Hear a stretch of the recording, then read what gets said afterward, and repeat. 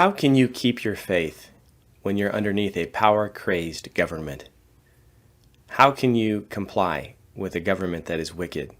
And when should you resist? And how should you resist? These are some questions that we'll be touching on as we continue our discussion of this series, Trying Times Under Temporal Authorities. Hi, I'm Dr. Andrew Marquez, and this is the Baptist on the Bible podcast. And here's your 7 at 7 devotion, a 7-minute encouragement from Scripture designed to encourage you at the beginning and end of your work weeks. We're working through the book of Daniel, and we are in chapter 8. And in this chapter, we're looking at some great powers that are coming, and these powers are not always good for God's people. And so we're going to go ahead and look at verses 3 and 4 of chapter 8 today, and look at the great power of Persia that is on the horizon. Let's go ahead and look at these verses together, and then we'll talk in more detail about them. Beginning at verse 3, it says, "Then I lifted my eyes and saw, and there, standing beside the river, was a ram which had 2 horns. And the horns were high, but one was higher than the other, and the higher one came up last. I saw the ram pushing westward and northward and southward, so that no animal could withstand him, nor was there any that could deliver from his hand. But he did according to his will, and became great." All right, there is the passage. We have a picture of a ram with lopsided horns.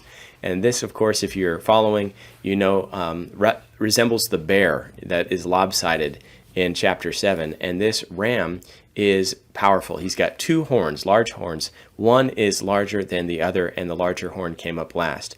We believe this is a reference to Media and Persia, and how Media was actually the strong power at first, but Persia outgrew and became the powerhouse of the empire. Of course, this is also a reference to Cyrus the Great, who is going to orchestrate the collapse of Babylon and usher in the new empire of the Medo-Persians. And so we continue to go through here. We see, though, that this empire is not going to be content with just conquering a people. This empire is going to be intent on gaining power. The language we use are none could resist its power, right? No one could do anything to deliver from his hand, and he did according to his will and became great. This is a powerful empire, and this empire is not content with just a little space. He's going to go in every direction to try to gain control. Pushing westward, we see Babylon and Syria, Asia Minor. We know that actually Persia even goes and attacks Greece. North, we have Armenia and Scythia, and in the south, of course, Egypt, all the way to Ethiopia. This is an undeliverable empire. This ram is so powerful, he's unstoppable.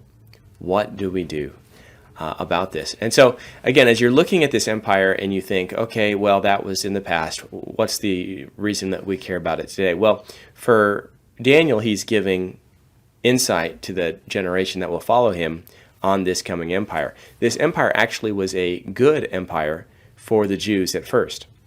Cyrus allowed the Jews to go back to their homeland. He helped them make sure that they could get their temple built. We set things in motion really to establish the return of Judaism, Second Temple Judaism. The negatives, though, can't be forgotten. This is also the same empire that we remember the story of Esther and the attack on the Jewish people that was being orchestrated. That was under this government. We can't forget that Nehemiah had struggles with the Samaritans. We just remember that it was a mixed bag.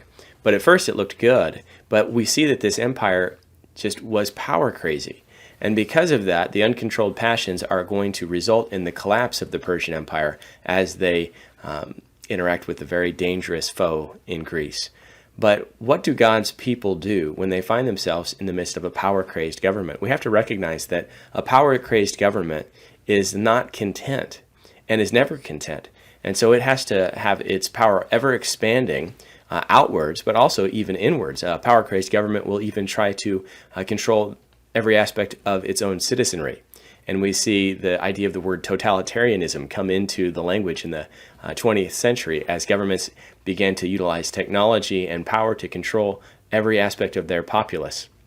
And that control then is believed by those that are kind of enraged by this power hunger that they can expand that to the world.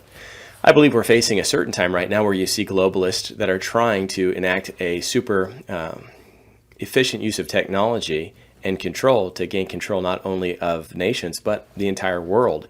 And it is a very troubling picture that we see. We also see that the use of crises are being strategically organized. Not that we're not really trying to fight against crises, but we are actually intentionally using crises to promote more power. And this power could be very, very dangerous for God's people.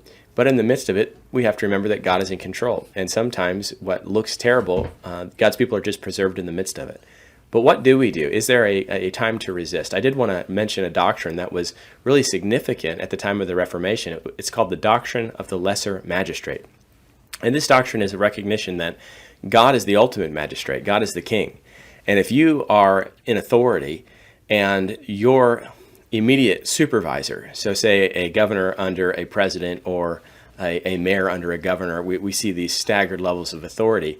If your immediate authority is asking you to do things that are contrary to what God would want, you have a God-given right and duty to resist the magistrate. And so the lesser magistrate can resist a greater magistrate if he's doing so on the authority of the King of Kings. This would apply even to the household, because a father of his household is the magistrate of that household. And so there are times that we need to resist the government with respect to our families. And this is the kind of thinking that we need to engage with as we look towards difficult times that may come under a power-crazed government, which, of course, from last time we were together, we know that God is the ultimate authority, and these authorities will fail. They're temporary. We must not imitate poor government. A mother took a young boy shopping, and after a day in the store, the clerk handed the boy a lollipop. And she said to her son, "What do you say?" And the little boy, imitating his mother, said, "Charge it." We don't want to imitate power-crazed governments. We want to resist under the authority of Jesus Christ. I hope that you'll think of how you can do that today. God bless and take care.